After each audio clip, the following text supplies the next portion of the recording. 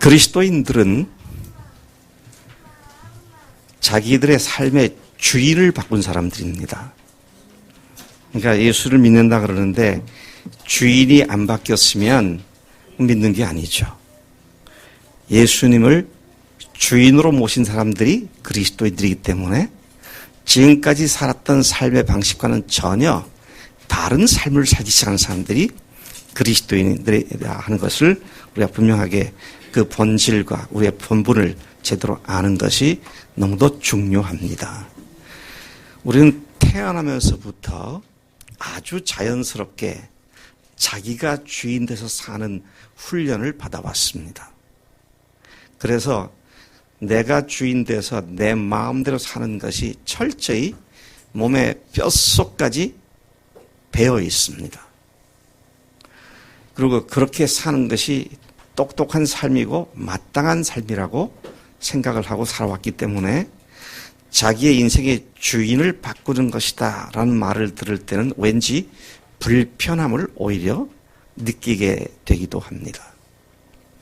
내가 내 마음대로 사는 것이고 내 인생 내 것이고 내 인생 내가 마음대로 사는데 주인을 바꾸라니 쉽지 않은 일인 것 같습니다. 그럼 말을 바꾸겠습니다. 주인을 안 바꾸고 내가 계속 주인 돼서 살아가면 그 삶은 지금까지 어떠한 삶이었습니까? 행복과 감격과 능력과 하나님의 은혜가 늘 풍성한 그런 삶이었습니까? 아니면 패배와 실패와 좌절과 실망과 슬픔과 곤고와 곤란의 연속이었습니까? 제가 살아보니까 후자더라고요. 그래서 예수님을 주인으로 모시지 않고 내가 주인 돼서 사는 삶이 결코 바른 삶일 수 없고 결코 바람직한 삶도 아니다라는 사실을 우리는 직면하게 됩니다. 그런데 안타깝게도 오늘날 세상에 많은 사람들이 여전히 자기 인생, 자기 것으로 알고 자기 마음대로 살아가고 있는 것을 보게 됩니다. 더 안타까운 것은 믿는다고 하는데 예수님을 주님이라고 말은 하는데 실제 주인은 자기가 돼서 살아가는 그런 사람들 보면 더 안타깝고 더 참으로 슬프기 짝이 없는 그런 모습을 보게 됩니다. 여러분, 자기가 주인된 삶을 산다는 말은 삶의 동기나 삶의 이유나 삶의 궁극적인 목적이 자기를 위해 산다는 것입니다. 당연한 거 아니냐라고 답을 할 만큼 우리는 그런 삶에 익숙하게 살아왔습니다. 그러나 그리스도인은 하나님이신 예수님께서 이 세상을 너무도 사랑하셔서 이 땅에 오셨고 우리들의 죄를 위해서 대신 십자가에서 죽으셨으며 사흘 만에 다시 살아나심으로써 그분이 하나님으로서 세상에 오셨고 하나님으로서 우리 죄를 위해 죽으신 사실을 증명해 주시고 믿을 수 있는 증거를 부활로 주신 줄로 믿습니다. 더 이상 자신을 주인으로 여기지 않고 우리를 위해 죽으시고 부활하신 예수님을 이분이 하나님이셨구나. 하나님으로서 나를 위해 죽으셨구나. 이 사실을 직면하고는 그 예수님을 향해서 나의 주님, 나의 하나님이십니다 라고 고백하고 그분을 나의 삶의 이유며 내 삶의 동기이며 내 삶의 목적이며 내 삶의 중심으로 믿고 여기고 그렇게 주인을 받고 살아가는 자들이 바로 그리스도인들이다. 그런 말씀인 것입니다. 그래서 여러분, 그리스도인인데 자기를 위해서 계속 살면서 나는 그리스도인이다라고 하는 말처럼 잘못된 말은 없습니다. 주인은 자기인데 말은 예수님이 주인이라고 하는, 그래서 주님께서도 말씀하시기를 나더러 주여 주여 하는 자마다 다 천국에 들어갈 것이 아니라 다만 하늘에 계신 내 아버지의 뜻대로 행하는 자라야 천국에 들어간다. 그렇게 말씀하셨습니다. 주인을 바꿨기 때문에 아예 바울은 모든 사람들을 다 포함시켜서 선포하기를 우리 중에 아무도 자기를 위해 사는 자가 없고 또한 자기를 위하여 죽는 자도 없도다. 우리가 살아도 주를 위해 살고 죽어도 주를 위하여 죽나니 그러므로 우리가 사나 죽으나 다 주의 것이로다. 이를 위하여 그리스도께서 죽었다가 다시 살아나셨으니 곧 죽은 자와 산 자의 주가 되려 하심이라. 그렇게 선포를 하고 있는 것이죠. 주님이 세상에 오셔서 우리를 위해 죽으시고 부활하신 이유가 우리의 주님이 되시기 위해서 그렇게 하셨다. 그렇게 말씀을 하신 것입니다. 바울은 지금 말한 그 말을 다시 음미해 보면 우리 중에 아무도 자기를 위해 살거나 자기를 위해 죽는 자가 없다고 말을 합니다. 주를 위해 살고 주를 위해 죽는다고 말하고 있습니다. 즉 우리의 인생은 주님의 것이라고 말합니다. 그리스도께서 죽었다가 부활하신 이유가 우리의 주가 되기 위함이었다고 말씀합니다. 이 말씀의 근거에서 여러분들에게 질문을 해보겠습니다. 여러분은 자기가 아닌 예수님을 위해 살고 예수님을 위해 죽는 자가 되셨습니까? 또 여러분은 이제 2인칭으로 단수로 말해요. 당신은 예수님이 세상에 오셔서 죽으시고 부활하신 이유대로 예수님을 주인으로 모시고 그분을 위해 살고 죽는 자가 되셨습니까?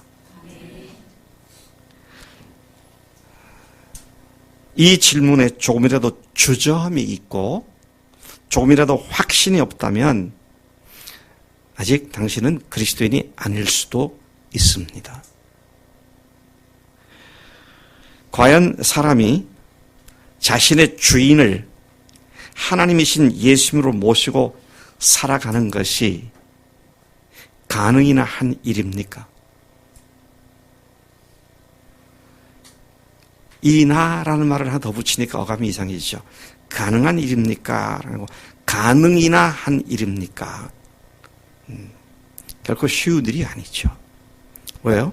어려서부터 뼛속까지 자기가 주인돼 살아온 것에 익숙해 있는 사람이 자기 인생의 주인을 바꾸고 산다는 것이 결코 쉬운 일이 아니라는 사실을 우리는 생각하게 되는 것입니다. 얼마나 신실하고 얼마나 성실해야 그렇게 살 수 있을까요? 얼마나 내공의 힘을 쌓고 길러야 그렇게 주인 바꾼 삶을 살 수 있을까요? 출생부터 자기가 주인 된 삶을 살아온 우리가 그렇게 주인을 바꾸는 삶을 산다는 것은 불가능한 일이라고까지 느껴질 만한 그런 일인 것이 분명합니다. 태어나서부터 자신을 위해 살아왔기 때문에 그리고 예수님을 주인으로 모시고 살아간다는 것은 오히려 부자연스럽고 그렇게 살지 못하는 것이 당연한 것으로 여기고 살아왔기 때문입니다. 그런 우리가 주인을 바꾸는 삶을 산다는 것이 얼마나 쉽지 않은 일이며 부자유스러운 일인지를 생각하게 되는 것입니다. 이러한 우리의 본질을 너무도 잘 알고 계셨기 때문에 예수님께서 부활 승천하신 후에 성령님을 보내주시겠다고 약속을 하셨습니다. 우리의 노력과 성실함과 힘으로는 안 되는 일이기 때문에 성령님을 보내주시겠다고 그렇게 약속을 하신 것입니다.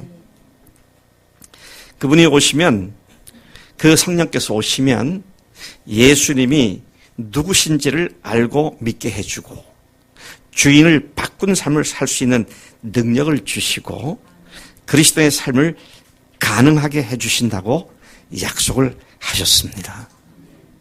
따라서 그리스도인으로서 살아가는 것은 불가능한 일이었지만 성령님을 모신 자들에게는 그것이 가능한 일이고 쉬운 일이고 즐거운 일이고 감격과 감동이 있는 삶이 되는 줄로 믿습니다. 다시 질문 드립니다. 여러분들은 그 성령님의 역사하심을 보고 스스로 놀라며 감격해하며 그 주님 때문에 매일의 일상이 즐거우십니까? 저는 이번에 아르헨티나를 가서 성령님께서 그곳에서 역사하시는 걸 보고 너무너무 놀랐고요. 이렇게까지 하셨구나. 이렇게까지 하고 계시는구나. 그 내용에 대해서 제가 오늘 오후 찬양 예배 때 좀 소상히 말씀을 드리겠습니다. 주님을 사랑하고 성령님께 순종하는 일이 온전한 사람에게 그가 하나님을 섬기는 데 필요한 모든 것을 완벽하게 준비시켜 놓으신 하나님을 만났습니다. 우리 교회에서 했다가 간 김한우 선교사를 하나님께서 그렇게 사랑하시더라고요. 미국 남침례교단 IMB 선교사들, 한국에서 간 FMB 선교사들, 거기에 있는 아르헨티나 침례교 교단 목회자들, 그리고 아르헨티나 한인 침례교회와 그 교회 목사님과 그 교회 교인들, 그리고 페루, 파라과이, 우루과이, 또 칠레 등에서 온 사람들로 구성된 김한우 형제의 신앙 공동체. 와, 그들이 이제 본격적으로 일할 수 있도록 하나님께서 장소까지 무료로 쓸 수 있는 장소 한 200여 평짜리를 준비시켜 놓고 자 이제 일해. 일하라니까? 그러시고 다 준비해 놓으셨더라고요. 이걸 누가 짜맞추어서 여러 그 나라에서 온 선교사들이 으쌰으쌰 해서 다 퍼즐 맞춰가지고 누가 그걸 그렇게 했겠어요. 근데 성령께서 하시니까 상상을 초월하는 하나님의 역사가 일어나고 있는 것을 보았습니다. 김한우 형제가 우리 교회에 있을 때에 인터넷과 카톡방을 통해서 그 지구 반대편에 있는 부에노스아이레스의 자기 공동체, 그때 한 대여섯 명이 있었는데요. 잘 양육하고 관리했고 도와주었고, 그리고 다시 공부 끝나고 들어간 지가 1년 반?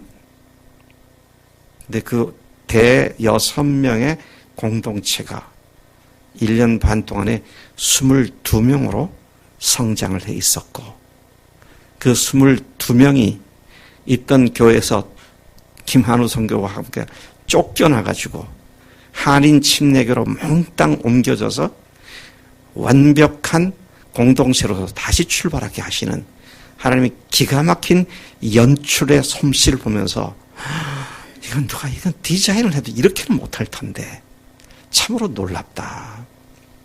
제가 그걸 보면서 하나님이 준비된 사람들을 위해서는 언제든지 필요한 것들을 다 공급하시는구나. 주님을 섬기는 일이 힘들고 목숨 걸고 주님 사랑하는 것이 어렵다고요? 어렵지 않습니다. 불가능합니다. 목숨 걸고 하나님 사랑하실 수 있으세요? 목숨 걸고 형제 사랑할 수 있습니까? 그런데 성령을 모신 사람들이 성령의 권능을 힘입고 순종하며 살아갈 때 그것이 의식도 하지 않는데도 불구하고 실제로 이루어지는 것을 경험하는 줄로 믿습니다. 참 놀라운 역설이며 하나님의 놀라운 은혜의 공급이 바로 성령님이시다 라는 사실을 주목하게 됩니다. 사람을 하나님으로 믿는 것이 도대체 가능한 일입니까? 응? 사람을 하나님으로 믿는 것이 가당키나 하는 일입니까? 근데 사람이신 예수님을 하나님으로 믿을 수 있도록 믿음도 주시고 깨닫게도 하시고 확실한 증거도 주시는 분이 누구세요? 성령 하나님이십니다. 그분의 그 역사가 있기에 오늘 저와 여러분들이 부활하신 예수님이 나의 주님이십니다. 나의 하나님이십니다. 그런 고백을 하게 된 줄로 믿습니다. 예수님께서는 이것을 약속하셨었거든요. 요한복음 15장 26절에서 마지막 날 밤 마가의 다락방에서 이렇게 말씀하십니다. 내가 아버지께로부터 너에게 보낼 보혜사 곧 아버지께로부터 나오는 진리의 성령이 오실 때에 그가 나를 증언하실 것이다. 그러므로 고린도서 12장 13절에도 보면 그러므로 내가 너에게 알리노니 하나님의 영으로 말하는 자 누구든지 예수를 저주할 자라 하지 아니하고 또 성령으로 아니하고는 누구든지 예수를 주시라 할 수 없느니라. 예수님이 하나님이시며 주님이란 사실을 알아보고 믿게 하시는 분이 성령님이신 줄로 믿습니다. 우리가 예수님을 주님을 모시고 그분의 말씀을 깨닫고 그분의 말씀대로 순종하며 살 수 있는 것도 그리고 부활하신 그분을 하나님이라고 다른 사람들에게 증거하는 일도 오직 무엇으로만 가능합니까? 성령의 능력으로만 가능한 줄 믿습니다. 바로 그 일을 위해 예수님께서는 성령님을 보내주시겠다고 약속하셨던 것입니다. 요한복음 13장부터 17장까지가 마가의 다락방 마지막 날 밤 4-5시간 동안 하신 말씀과 하신 일들인데 그 중에 요한복음 14장 16절에 보니까 내가 아버지께 구하겠으니 그가 또 다른 보혜사를 너에게 주사 영원토록 너희와 함께 있게 하리니 그랬습니다. 성령님은 오늘 우리 마음속에 들어오신 성령님은 오셨다가 우리가 하는 거 봐가지고 수틀리면 또 나가셨다가 또 회개하면 또 들어오시고 그런 분이 아니라 한번 들어오시면 영원히 우리 속에서 우리와 동행하며 우리의 삶을 인도하시는 하나님이라고 약속을 해 주셨습니다. 14장 26절에도 보면 보혜사 곧 아버지께서 내 이름으로 보내실 성령 그가 너희에게 모든 것을 가르치시고 내가 너에게 말한 모든 것을 생각나게 하시리라. 또 요한복음 16장 13절에 보면 그러나 진리의 성령이 오시면 그가 너희를 모든 진리 가운데로 인도하시리니 그가 스스로 말하지 않고 오직 들은 것을 말하며 장래일을 너에게 알리시리라. 그래서 성령께서 오셔서 하시는 메인 잡, 주업, 그 근본적인 일이 뭐냐라고 할 때 예수님이 누구신지를 증거해 주시고 그분의 말씀을 생각나게 하시고 그 말씀을 깨닫게 하시고 그리고 그 말씀대로 살 수 있는 능력을 주시는 분이 성령님이신 줄로 믿습니다. 요한복음 16장 14, 15절에서 예수님은 계속 이렇게 예언을 하십니다. 그가 내 영광을 나타내리니 내 것을 가지고 너희에게 알리시겠습니다. 무릇 아버지께 있는 것은 다 내 것이라. 그러므로 내가 말하기를 그가 내 것을 가지고 너희에게 알리시리라 하였노라. 성령님은 예수님께서 우리에게 하신 말씀들을 생각나게 하시고 그 예수님이 하나님이라는 사실을 확실하게 믿도록 믿음을 주시는 그런 능력의 주님이신 줄로 믿습니다. 마지막으로 예수님께서 이 세상에 계실 때 하신 말씀입니다. 안주연 자매, 예수님께서 세상에 계실 때 육신을 입고 계실 때 마지막으로 하신 말씀이 뭐지?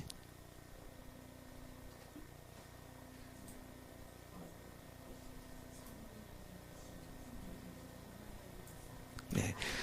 이분 육신은 부활하신 육신인데 사도행전 1장 8절에 그렇게 말씀하시죠. 오직 성령이 너에게 임하시면 너희가 권능을 받고, 성령이 임하시면 우리에게 나타나는 가장 특징적인 현상은 권능을 받는다 그랬습니다. 능력을 받는다. 하나님의 말씀대로 살 수 있는 능력, 하나님 말씀께 순종할 수 있는 능력, 억지고 귀찮고 겨우 끌려가는 그런 것이 아니라 자발적으로 기뻐하는 순종을 하게 하시는 그런 능력.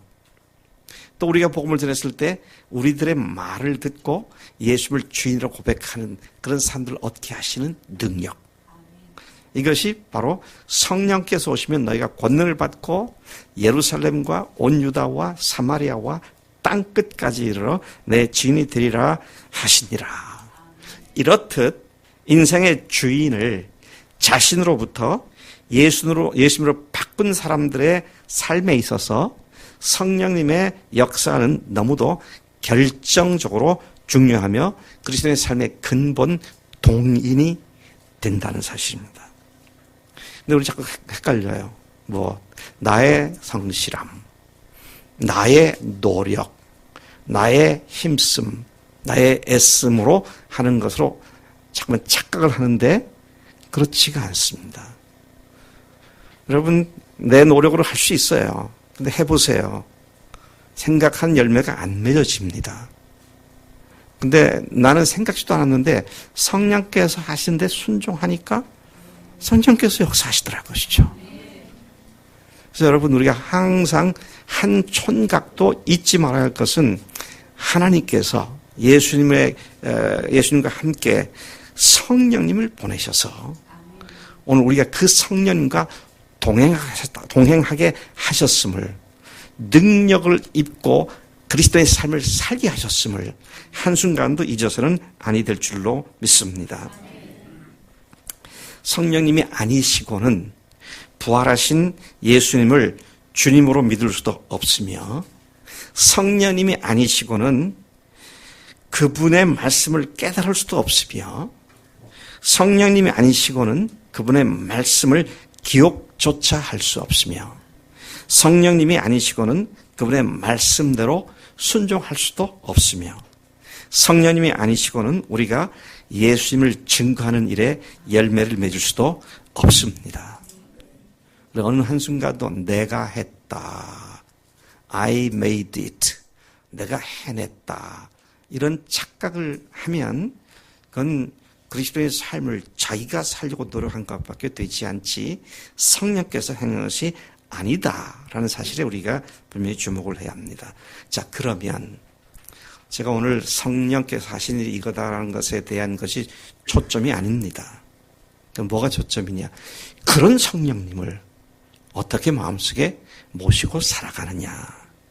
그 성령님께서 우리 속에 들어오셔서 우리 삶을 인도하시도록 어떻게 해야 그분께서 우리 속에 들어오셔서 그분을 의지하고 살 수 있느냐 하는 것이 우리의 초점인 것입니다. 오늘 본문 말씀을 묵상하면서 그 핵심적인 답을 우리가 분명히 얻고 그 답이 오늘 우리 모두에게 이루어지는 그런 복된 시간 되기를 소망합니다.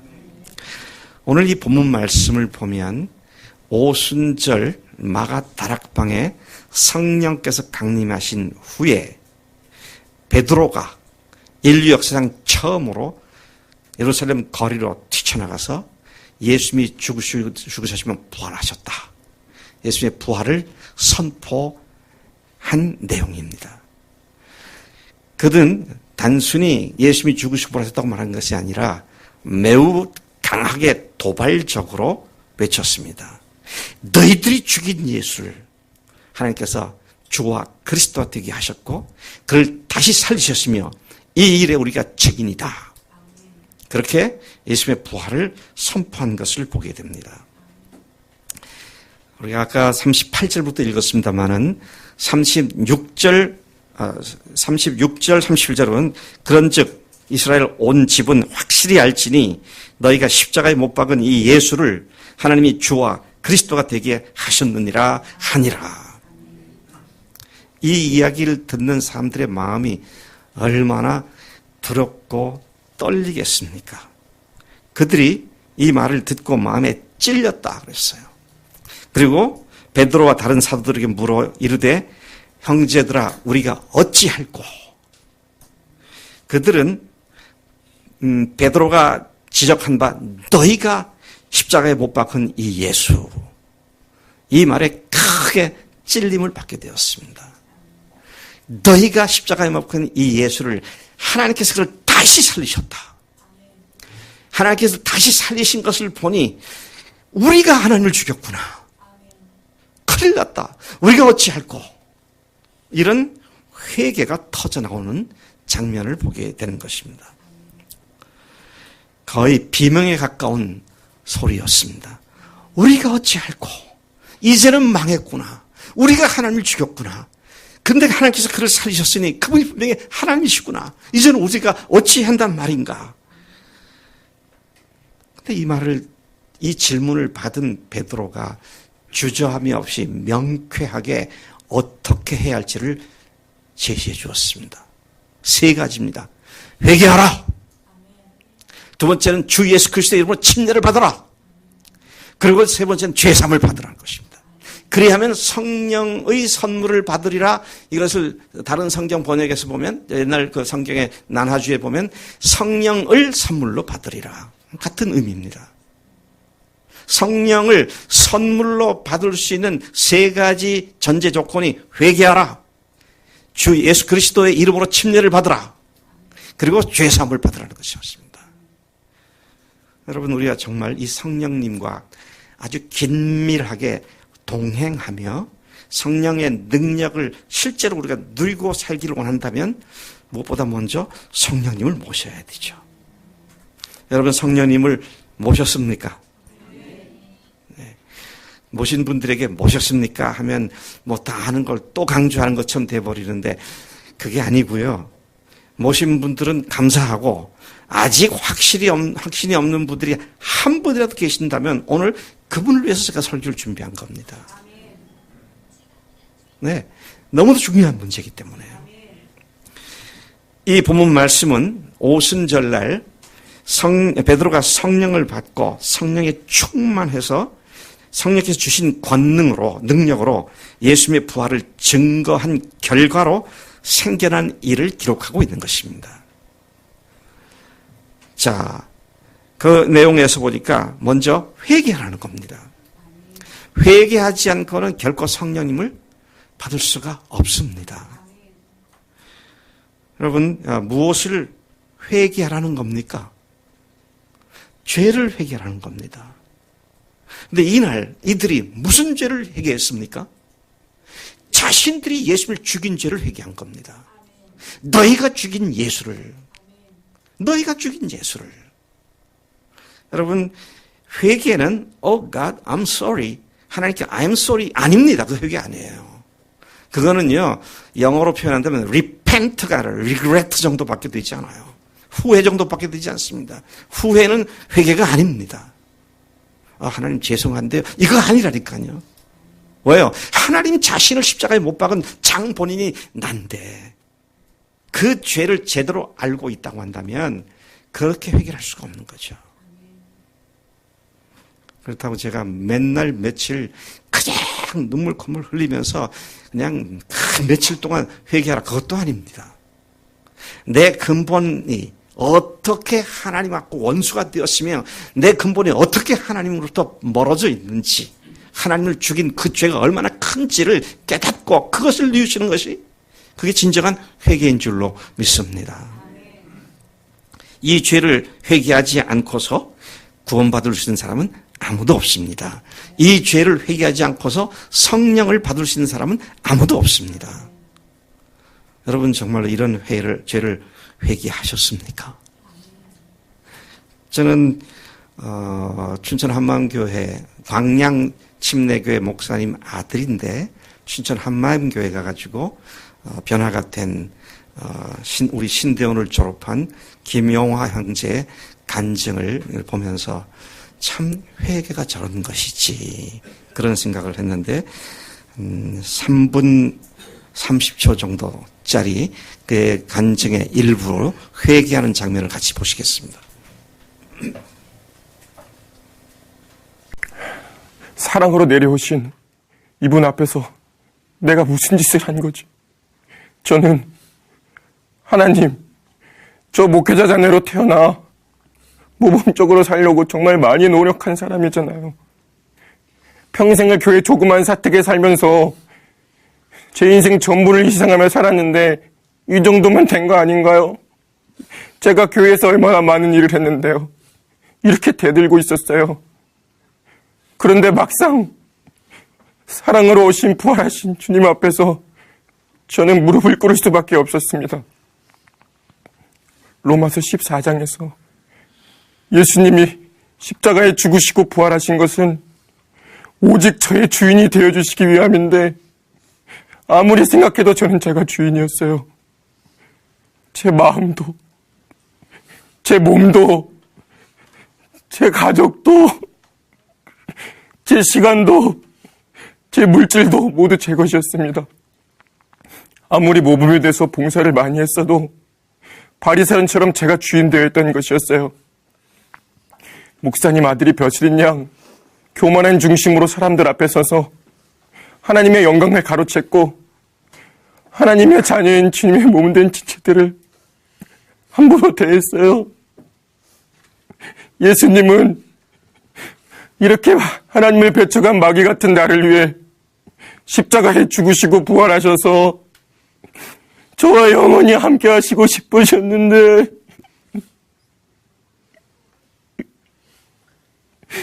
그런데도 예수님을 믿지 않는 저는 마귀보다 더 악랄한 자였어요. 하나님, 정말 죄송합니다. 제 죄 때문에 예수님이 죽으신 거군요. 제가 예수님을 죽인 자입니다. 제가 죄인 중에 괴수입니다. 제가 믿음 없이 방황할 때 주님 마음이 얼마나 아프셨나요? 하나님 아버지, 이렇게 악랄한 죄인도 용서받을 수 있나요? 이 시간 예수님 믿지 않은 죄를 회개합니다. 정말 죄송합니다. 이렇게 기도를 드리고 있는데 주님이 제게 물으셨어요. 영화야, 이제는 정말로 이제는 내가 너의 주인이 맞니? 정말로 이제는 인생 전체를 걸고 마음 중심으로 고백하기를 주님이 너무나도 원하신다는 걸 저는 알았어요. 저는 이렇게 고백했어요. 네, 주님.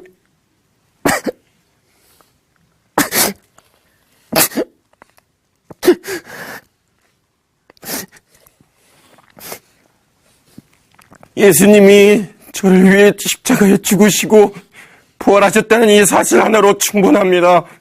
예수님은 저의 진정한 주인이십니다.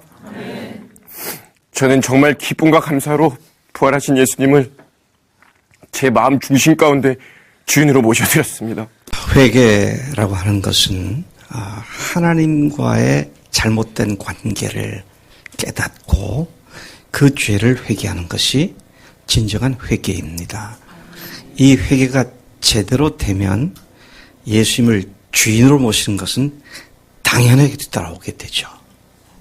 여러분, 예수님을 말로 주인이라가 아니라 자기가 주인 된지를 회개하고 나니까 그분이 주인 되셔서 우리의 삶을 완전히 새로운 차원으로 변화시켜 주시고 그와 동시에 들어오신 성령님께서 우리의 삶을 인도하게 되는 줄로 믿습니다.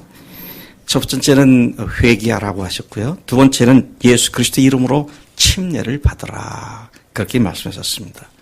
베드로는 회개하고 예수 그리스도의 이름으로 침례를 받으라고 했습니다. 하나님이신 예수님이 세상에 오셔서 십자가에 죽으시고 그리고 부활하신 사건이 바로 나를 위한 것이었으며 그분이 십자가에서 죽으실 때 나도 함께 죽여주셨으며 그분이 사흘 만에 다시 살아날 때 나를 그분의 생명을 받은 자로 다시 살리심을 믿음으로 고백하는 것이 침례인 줄로 믿습니다. 이 침례교회가 장로교나 다른 교단과 달리 번거롭게 교회 건물 건축할 때도 여기다 조그만 좁은 곳에도 침례탕 만들고 그리고 물속에 들어가서 침례를 주고 그거 왜 그렇게 합니까? 예수님이 요단강에 물속에 들어가서 침례를 받으셨고 침례를 주셨기 때문에 그랬다.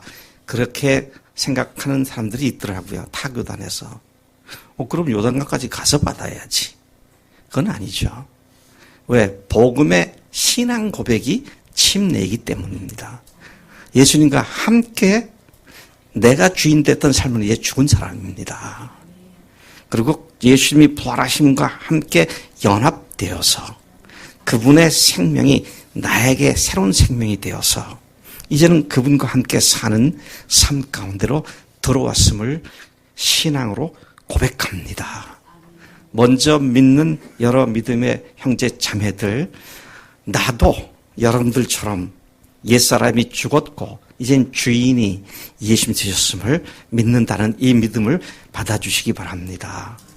이게 공개적인 신앙 고백이 침례이죠. 그래서 우리 교회에서든지 아니면 우리 교회에 오기 전에든지 옛날에 침례를 받으신 분들 중에 와, 내가 주인된 삶이 예수님과 함께 죽었구나. 그리고 부활하신 주님과 함께 내가 새로운 생명으로 다시 살아났구나. 영원한 생명이 내 속에 주어져서 새로 살아났구나. 이 사실을 믿고 그런 의미로 침례를 받지 않으신 분이 계시다면, 그렇지 않은 의미로 받았다면 침례를 꼭 받으시기 바랍니다. 제가 일부 예배 때 한 명을 딱 잡아냈어요. 딱 걸렸습니다. 네, 여러분도 마찬가지예요. 그것이 왜 중요하냐? 그렇게 해야 구원받는 건 아닙니다. 그렇게 해야 진정으로 영적으로 우리가 하나로, 한 몸으로, 한 지체로 연결되어 있음을 확인하기 때문이죠. 그래서 오늘 여기에서 사도 베드로가 침례를 굳이 받으라고 그렇게 말씀을 한 것이고요. 그래야 교회에 확실하게 연결이 되고 연합이 되기 때문이다 하는 것입니다. 그 다음에 세 번째를 보시면 죄사함을 받으라 그랬습니다. 회개하고 예수 그리스도의 이름으로 침례를 받으면 죄사함을 받은 확실한 증거가 되는 것이죠. 여러분, 이 세 가지 사건은 사실은 하나입니다. 순차적으로 되는 것이 아니라 한 가지 사건이에요. 여러분, 우리가 물로 침례를 받는 것은 그때 물로 침례를 받을 때 비로소 예수님과 연합해서 죽었고 예수님과 연합해서 살아난 것이 되었기 때문입니까? 아니에요. 그건 언제 발생한 사건인가요? 예수 믿을 때 발생한 사건입니다. 근데 예수 믿을 때 우리가 잘 아는 말씀대로 로마서 4장 25절에 예수는 우리의 범죄함을 위하여 내어줌이 되고 또 우리를 의롭다 하시기 위해서 다시 살아나셨느니라. 그래서 대제사장 되시면서 스스로 제물이 되시고 희생 제물이 되신 예수님의 피가 하나님의 피로서 하늘 성소에 뿌려졌기 때문에 그 피로 말미암아 우리의 모든 그 피로 말미암아 이제 제가 순서를 다시 하기 위해서 우리의 모든을 제가 중단했는데 단번에 모든 죄를 완전히 영원히 사해 주신 줄로 믿습니다. 이 사실을 확신을 갖고 이제는 죄 용서 받은 자로서 당당함과 감사함을 가지고 살게 된 우리라고 선포하고 사는 것이 마땅한 믿음의 태도인 줄로 믿습니다. 그리하면 성령을 선물로 받으리라 그러셨어요. 그리하면 성령을 선물로 받으리라 라고 번역되어 있는데 성령의 선물로 번역되어 있지만 공동 번역이나 새 번역이나 과거의 개혁 성경의 난하주에 보면 어떤 번역본에는 회개하시오. 그리고 여러분은 한 사람도 빠짐없이 예수 그리스도의 이름으로 침례를 받고 여러분의 죄를 용서받으시오. 그리하면 성령을 선물로 받게 될 것입니다. 그렇게 말씀을 번역하고 있는 것이죠. 오늘날 우리는 이미 세상에서 활동하고 계신 성령님의 역사하심으로 죄가 뭔지도 깨닫게 되었고 회개도 하게 되었고 예수님이 부활하심을 믿고 주님으로 모시고 살아가는 자들이 되었습니다. 이제 다시 성령께서 강림할 필요가 있습니까? 없습니까? 없어요. 이미 오셨습니다. 초대교회, 사도행전 시대에 있던 그리스도인들하고 오늘의 시대에 살고 있는 그리스도인들에게 한 가지 근본적인 차이가 있습니다. 그건 뭐냐? 예수님 제자를 포함해서 그때 초대교회 교회인들의 경우에는 예수님의 십자가와 부활과 그다음에 성령의 강림하심이 이 차례대로 되었어요. 근데 이미 오셨고 죽으셨고 부활하셨고 성령께서 강림하셨기 때문에 이제는 우리는 그 모든 것이 이미 이루어진 상황에서 예수님이 누구신지를 알고 믿는 자가 되었습니다. 근데 오늘날 잘못 가르치는 사람들은 이 순서대로 꼭 해야 한다. 그렇게 가르치는데 아닙니다. 예수님을 믿었는데 아직 성령을 못 받았기 때문에 성령을 또다시 받는 것이 제2의 축복이다. 무슨 말씀입니까? 아까 말씀하시기를 성경 말씀하니까 누구든지 성령으로 하지 아니하고는 예수를 주시라 할 수 없다 그랬습니다. 사도 바울이 에베소 지방에 갔을 때에 일단에 제자들이라고 하는 사람들을 만났어요. 얼마나 반가웠겠습니까? 자기들이 제자들이라 그러니까. 근데 그들을 가만히 지켜보니까 뭔가 좀 이상해요. 그들이 말하는 거나 믿음의 행적을 볼 때 좀 이상하다. 이 사람들이 왜 이렇지? 그래서 질문을 합니다. 너희가 믿을 때에 성령을 받았느냐? 그러니까 그들이 대답하기를 아니라 우리는 성령이 있음을 들어본 적도 없다. 그럼 너희들이 침례를 받았다는데 무슨 침례 받았느냐? 우리는 요한의 침례를 이 사람들이 예수님을 믿는 사람들이 아니었구나. 그래서 그들에게 다시 복음을 소개하고 안수를 줬을 때 성령께서 임하셔서 그들이 성령으로 충만하게 되는 변화가 생겨난 기록이 사도행전 19장에 나옵니다. 자, 그 말씀을 가지고 다시 제가 음미를 해봅니다. 바울은 너희가 믿을 때에 성령을 받았느냐라는 질문을 하는 걸 보니까 바울은 성령을 언제 받는다고 믿었습니까? 믿을 때에 받는 거죠. 그래서 회개하고 예수님이 주님이십니다.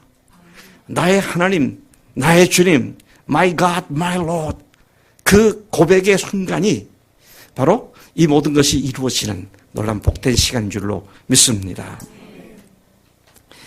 이제 나가는 말을 좀 하겠습니다. 자신의 삶의 주인을 바꾸는 일은 오직 무엇으로만 가능하다. 성령으로만 가능하다.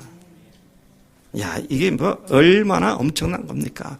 자기 인생의 주인을 바꾸는 건데요. 주인을 바꾸는 것인데 주인을 바꾸는 삶을 살아가는 것 역시 오직 무엇으로만 가능하다.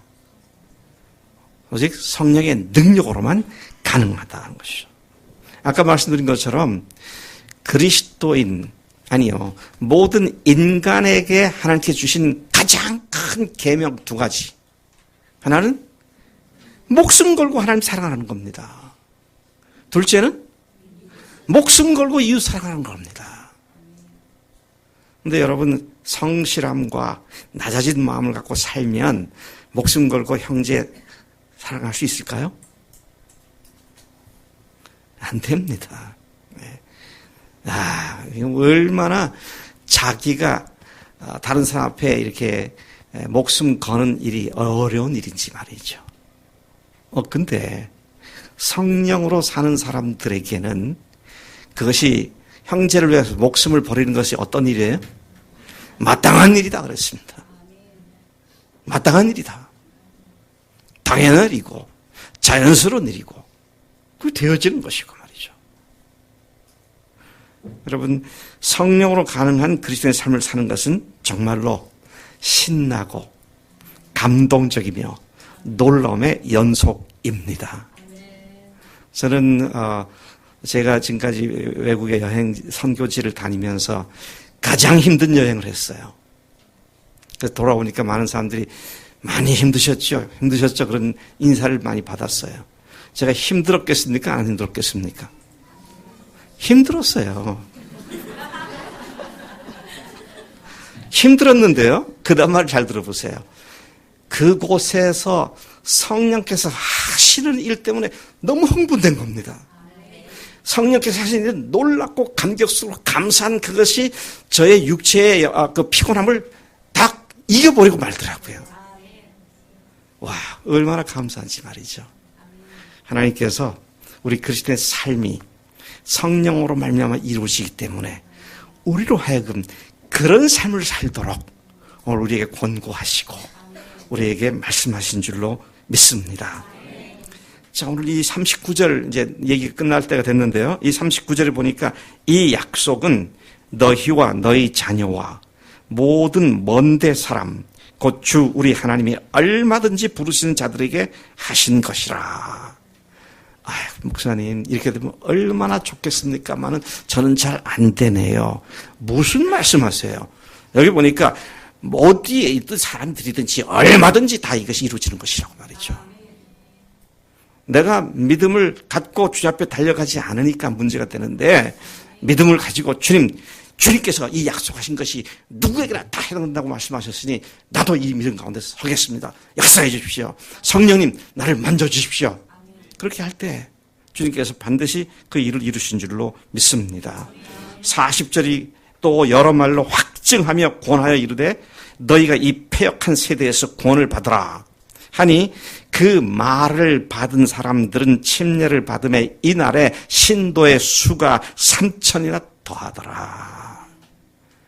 와, 이 말씀 보면요 예수님이 하신 말씀이 생각나요. 나를 믿는 자는 내가 하는 것도 하겠고 나보다 더 큰 일도 할 것이다. 여러분, 예수님 생전에 지상에 살아 계시는 생전에 하루에 3,000명, 5,000명 떡 먹이시는 일이 있으신데 3,000명을 회개시키고 구원하신 일이 있으셨어요? 와, 또 생각이 나는 말씀이 4장에 가서 보면은 저기 안진뱅이를 고친 사건 때문에 5,000명이 구원을 받는 역사가 일어나죠. 주님의 말씀은 오늘 우리에게도 여전히 동일한 진리의 말씀인 줄로 믿습니다. 그리고 이제 그들이 교회 속에 들어와서 42절에 보니까 사도의 가르침을 받아 서로 교제하고 떡을 떼며 오로지 기도하기를 힘쓰니라. 말씀이 있고 기도가 있고 교제가 있고 전도가 있는 교회의 삶이 성령의 능력으로 이루어졌음을 말씀하고 있는 것이죠. 오늘 이 말씀 가운데 제가 정말 두렵고 떨리는 마음으로 말씀드립니다. 오랫동안 교회를 다녔거나 최근에 나왔거나 그 길이에 관계없이 성령님께서 나의 매일의 삶을 이렇게 인도하고 계시니 감사합니다. 이런 간증들이 없으면 한 번쯤은 내가 정말 성령을 모셨는가 좀 스스로 생각해 볼 필요가 있다는 것이죠. 기도하시겠습니다. 여러분, 오늘 베드로를 통해서 우리 어찌할까 하고 깨진 마음, 상한 마음, 참으로 무너진 마음을 가지고 질문한 자들에게 회개하라. 주 예수 그리스도 이름으로 침례를 받으라. 죄사함을 받으라. 그리하면 성령을 선물로 받으리라. 이 말씀이 지금부터 2000년 전에 국한된 말씀이 아니라 오늘 우리에게도 동일한 진리의 말씀으로 역사하는 말씀인 줄로 믿습니다. 여러분, 다른 건 몰라도요, 주님과의 관계성, 성령님을 모셨는지 안 모셨는지 여기에 애매모호하고 불분명한 가운데 있으면 큰 재앙입니다. 이 부분에 있어서 영원히 확증을 얻은 여러분들의 삶이 되어야 할 줄로 믿습니다. 혹시라도 이런 문제에 대해서 어떤 때는 그런 것 같고 어떤 때는 아닌 것 같고 계속 오락가락하거나 흔들리거나 헷갈린다면 오늘 이 말씀이 언제든지 누구에게나 어디에서나 확실한 약속으로 하셨는데 이것으로 영원히 흔들리지 않는 믿음의 견고한 닻을 내릴 수 있도록 주님 앞에 기도하시기를 바랍니다. 예수님이 죽으셨습니다. 그리고 부활하셨습니다. 그리고 오늘 성령님을 보내주셨습니다. 성령님께서 우리를 깨닫게 하시고 믿게 하시는 그 은혜를 우리에게 다 허락해 주시옵소서라고 간절한 마음으로 주 앞에 나갑니다. 우리 한번 간절한 마음으로 1분, 2분 통성으로 기도하겠습니다. 아버지 하나님 감사합니다. 주님께서 이 아침에 아버지 하나님 베드로를 통하여 하나님 우리가 어찌할꼬 하며 아버지 앞에 통회하는 마음을 가지고 무너진 마음을 가지고 안타까운 마음을 가지고 주 앞에 나왔던 그들에게 회개하라. 주 예수 그리스도의 이름으로 침례를 받으라. 그리고 죄사함을 받으라. 그리하면 성령을 선물로 받을 것인 그 말씀이 하나님 우리 모두에게 그대로 해당된 말씀, 이루어진 말씀이 되도록 역사하신 줄로 믿습니다. 하나님 우리가 잘 알지 못해서 또는 우리가 아버지 하나님 믿음에 견고치 못하여 자주 넘어지거나 흔들리거나 하는데 아버지 이 문제에 있어만큼은 영원히 확증된 증거인 부활의 주님을 믿고 부활의 증거를 붙잡고 영원히 확증을 얻는 그런 복된 시간 될 수 있도록 아버지 역사해 주시고 믿습니다. 우리 교회 그 누구도 이 부분에 있어서 아버지 하나님의 애매모호한 상태를 잘 하시고 불분명한 상태를 잘 하시고 확신과 담대함과 주시고 함께해 주시고 믿습니다. 함께해 주시길 감사합니다. 아버지 시간 도와주셔서 말씀하신 그대로 우리 가운데 임시로 역사해 주셔서 감사합니다.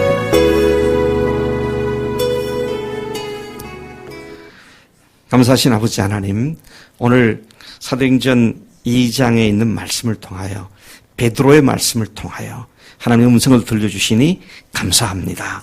하나님 가장 근본적이고 가장 핵심적인 이 성령을 모시는 삶, 여기에 우리 중에 누구도 흔들림이 없고 애매모호하지 않고 분명한 확신과 담대함으로 세움을 입는 온 교회가 되도록 복 주시는 줄로 믿습니다. 하나님 성령님께서 깨닫게 하시고 믿게 하시니 감사합니다. 이 깨달음이 이 아침에도 우리 가운데 넘치게 하시니 감사합니다. 예수님의 이름으로 기도를 쌉나이다. 아멘.